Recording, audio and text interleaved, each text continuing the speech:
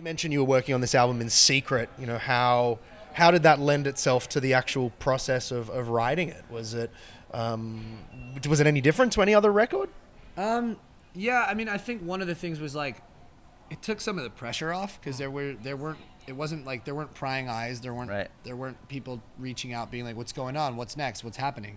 It was kind of just all, we were allowed to sort of explore and you know, reinvent and figure out what was going to happen next. And then like, aside from that, we also approached it a little different. Like I took a few trips out to places, like kind of alienated myself. Took a trip out to the desert, went up in the mountains for like a week and wrote. And that really helped kind of, I think, zoom things out and let me look at the record from the big picture. You know, sometimes when you're writing, I think it's very easy to write song by song by song, but it's not always easy to have the time and the patience to look at the record as a whole. Yeah. And that was what ended up happening on this one, and I think that's why we ended up with something a little more conceptual and really like a story. Yeah, in a way it almost didn't feel like making a record. I mean, of course we were, but it's not like you go in the same studio every day for a month and you have to be out of that studio, record has to be finished by this time.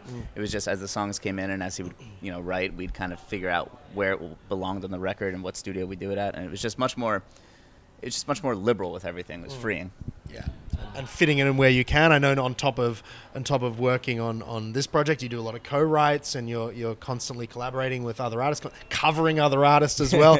I was looking through your Setlist FM, and I don't know how much of it was true. But you guys have done everything from like Cher to. What is the thing with Setlist FM? I love Setlist FM, but yeah, if you even so much as jokingly sing a chorus to a song, it goes in there as like the Cher cover that they did that night. It's like, what? It's so funny, yeah, because that was in Adelaide in 2011. Yeah, like, I'll literally get on stage and be like, "Do you believe?" And then it's like Cher cover. And of course, we're gonna play along. Yeah. But it's funny, like we look back and like, what did we play in Australia last time? You know, where did we play last time we were in Switzerland? And we'll go back to like Setlist FM and be like, we covered David Bowie. So weird. Is there anything you'd never cover? Is there anything off limits, either because it's too good and you're like, oh, I just could never do that, or because it's just too bad and you're oh. I mean, We've done it all. I always felt like Bohemian Rhapsody was one that you're never supposed to touch, but then Brendan Urie did and like crushed it. So you know, all bets are off now. Yeah, fair enough. Yeah, it's all fair game if you can do it.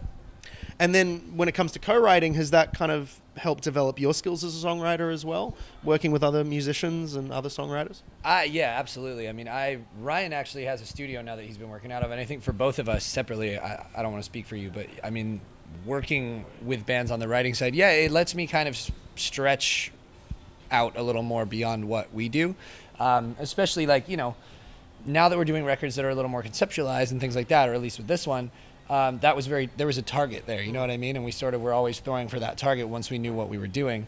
And so getting to get out and work with other artists, it lets me kind of, you know, I could write pop, I could write country, I could write something completely different. And not only does it let me creatively explore different things, but it also, you know, you kind of start drawing from who you're working with as well, because you're looking for their voice. So that's been a really it's helped me learn a lot for sure. Yeah, and it doesn't take, you know, it hardly takes anything to create an idea. You know, once you have that little idea, let's say he was writing a song with another band and something didn't work, but he loves something about a lyric. You know what I mean? You can take that into another project or into our project and just expand upon it, and it becomes a song. So anything to stretch your creativity, I think, is worth doing.